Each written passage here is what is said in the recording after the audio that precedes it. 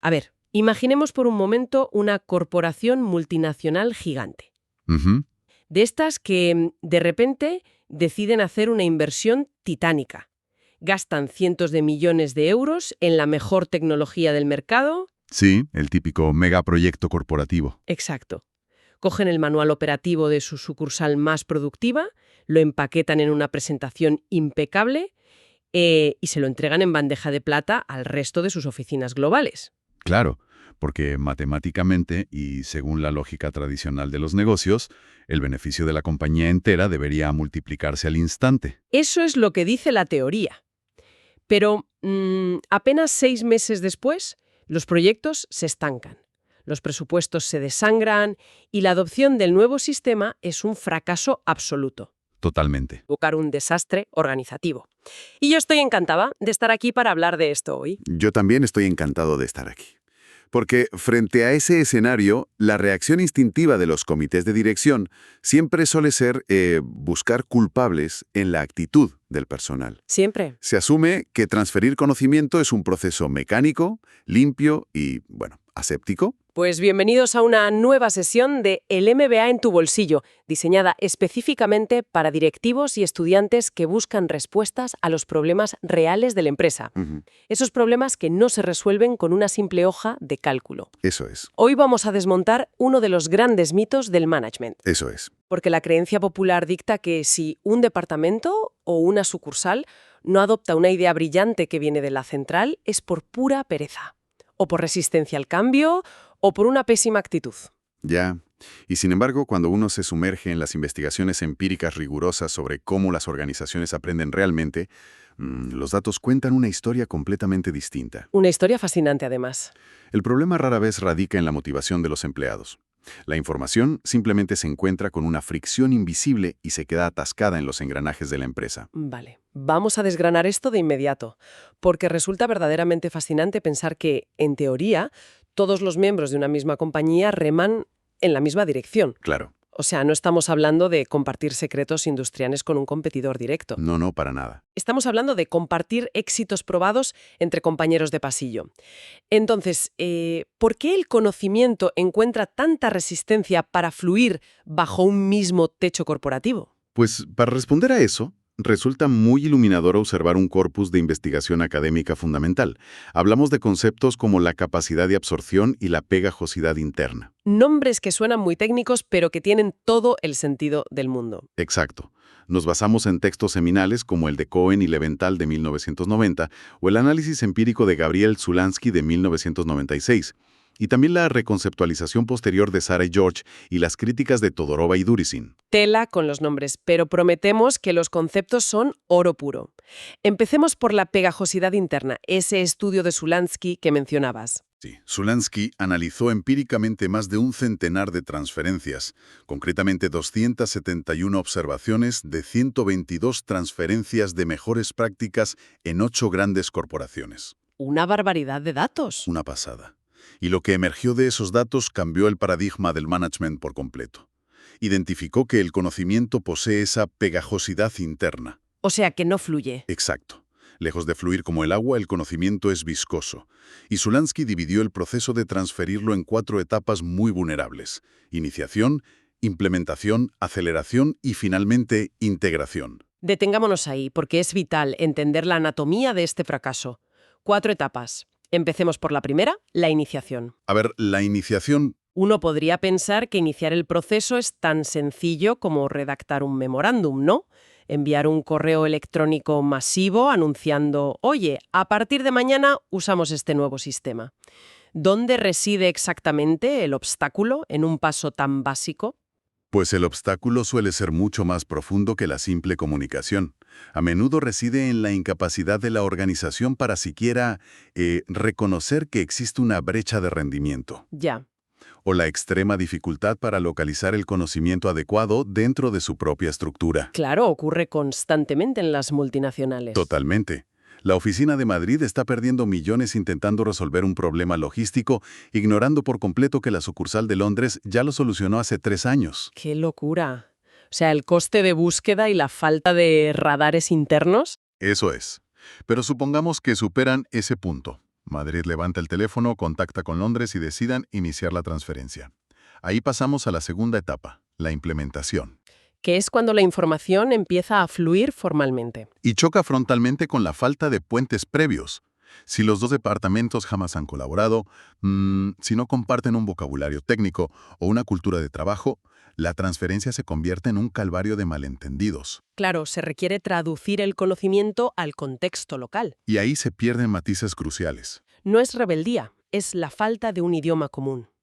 Lo cual nos lleva a la tercera etapa, la aceleración o el ramp-up. Buf, la peor parte. Sí. Me atrevería a decir que este es el momento donde la mayoría de los directivos pierden los nervios. Es cuando los empleados empiezan a usar la nueva herramienta en su día a día. Es el valle de la desesperación, sin lugar a dudas. En la fase de aceleración, el rendimiento inicial no sube. No. Siempre cae de forma dramática. Es una ley casi inmutable.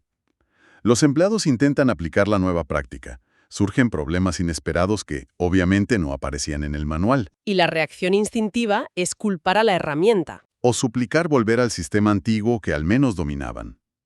Si la empresa no proporciona un apoyo técnico y emocional intensivo aquí, la adopción se asfixia antes de nacer. Y para los que logran cruzar ese valle, quedaría la cuarta y última fase, la integración. Que únicamente se consolida cuando la nueva práctica pierde su aura de novedad.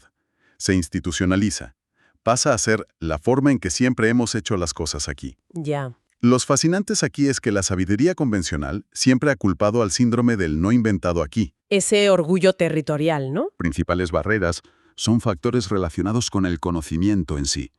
La falta de capacidad de absorción del receptor, relaciones arduas y algo llamado ambigüedad causal. Vale, me gustaría profundizar en ese último término, ambigüedad causal.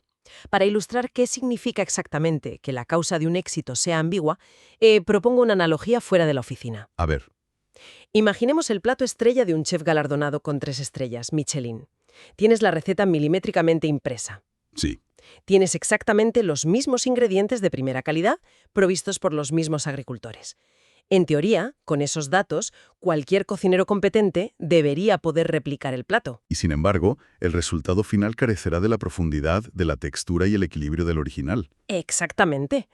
Porque la receta documentada es solo la punta del iceberg. Faltan variables no escritas. Claro. Falta saber cómo interactúa exactamente el fuego específico de esa cocina, o la técnica de corte precisa del chef, o cómo la humedad de la sala afecta al tiempo de reposo para alcanzar ese sabor exacto. Totalmente. Muchas veces, si le preguntas al propio chef por qué funciona, se encoge de hombros y te dice que es intuición. Claro, es que si ni siquiera el creador del éxito puede explicar por qué funciona exactamente, replicarlo es casi imposible.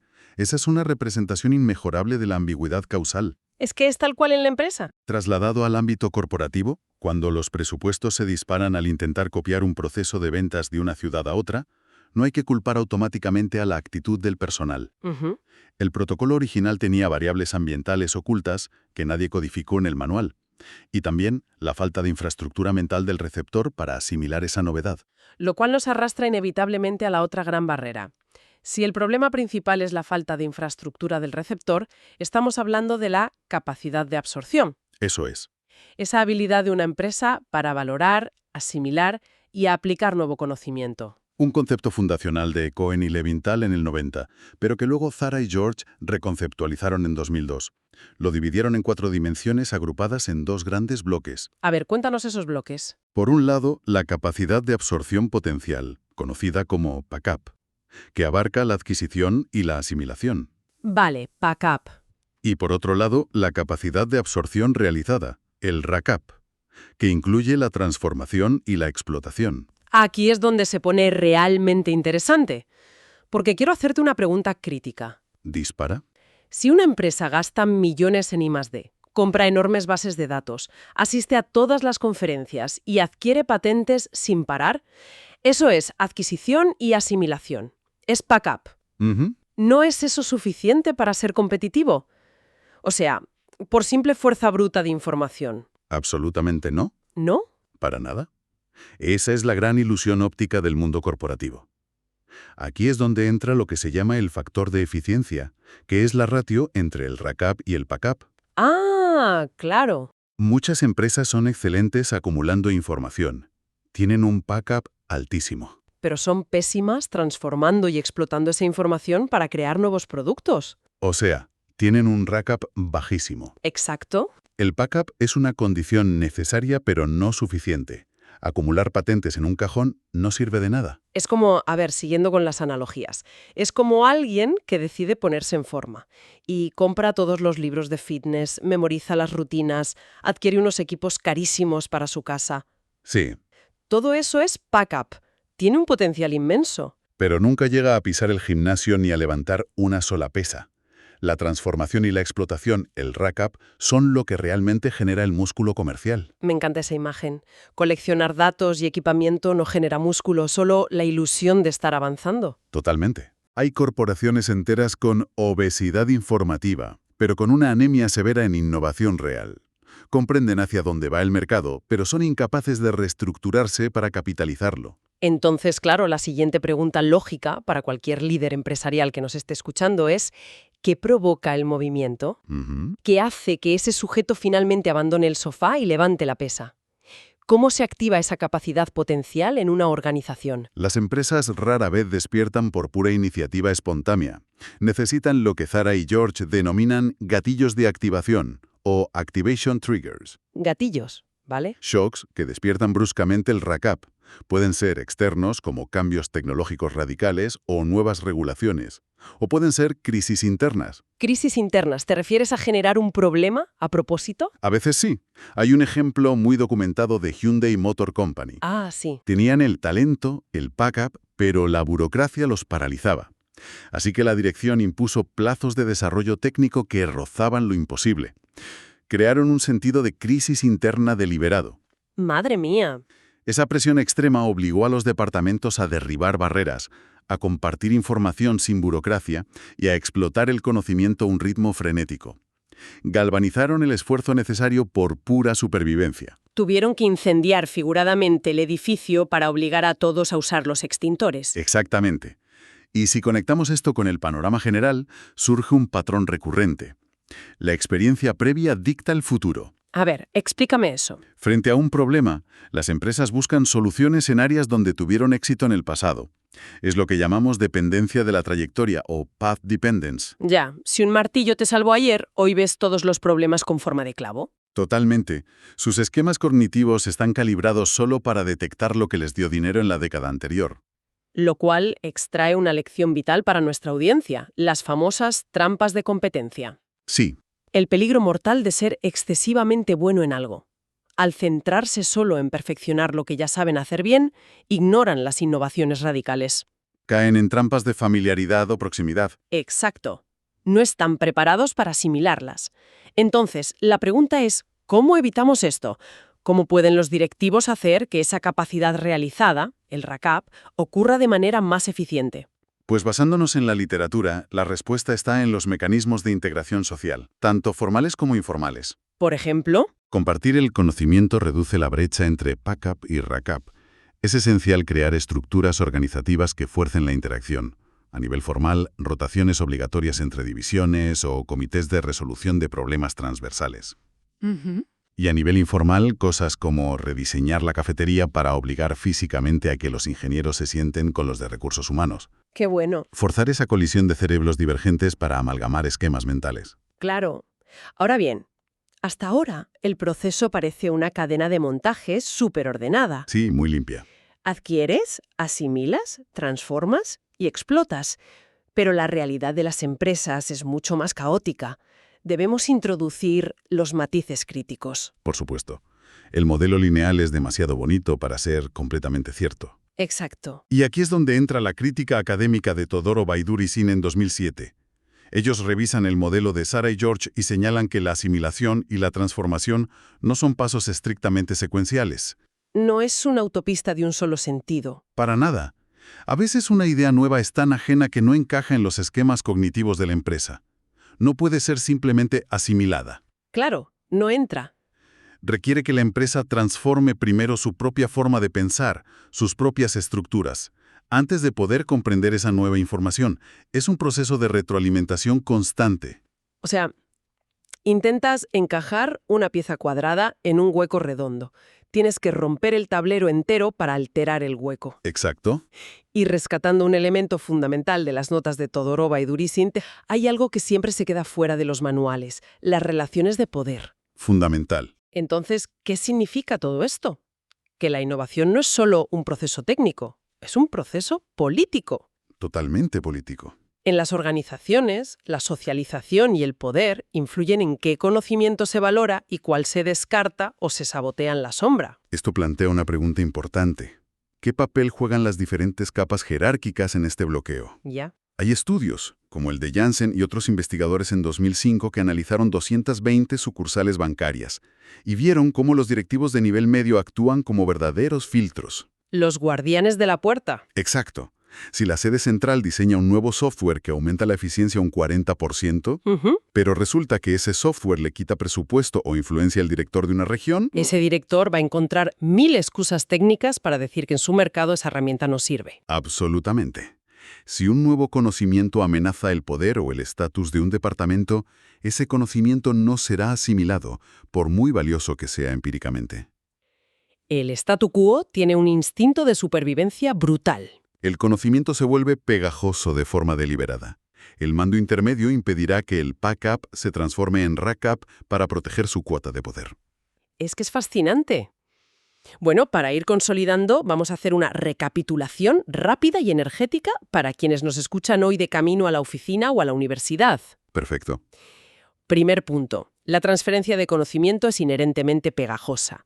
Culpabilizar a la plantilla por falta de motivación es un error enorme. El verdadero reto es construir capacidad de absorción. Totalmente de acuerdo. Segundo, hay que diagnosticar dónde duele. Si la empresa sufre en su potencial, o sea, en su pack-up, fallando al captar el entorno, o si el colapso está en la ejecución, el rack-up, que es la parálisis organizativa.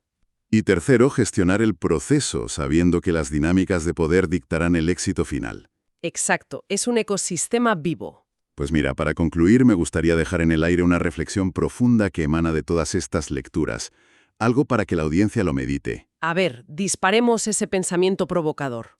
Si la capacidad de absorción de una empresa depende tan fuertemente de su conocimiento histórico y sus experiencias pasadas, o sea, la dependencia de la trayectoria, Sí. ¿significa esto que las empresas más exitosas y especializadas de hoy están estructuralmente condenadas a volverse obsoletas mañana? Madre mía, qué perspectiva. Es que su propia experiencia y éxito podrían estar creando una ceguera cognitiva tan densa que literalmente les impida reconocer el valor de la próxima revolución en su industria. Dejándolas fuera del mercado. Exacto. Dejándolas fuera no por ignorancia, sino precisamente por su propia maestría pasada, ahogados por el peso de su propia perfección. Una advertencia brutal sobre el precio de acomodarse en la cima. Muchísimas gracias por acompañarnos en esta sesión de El MBA en tu bolsillo. Hasta la próxima. Hasta pronto.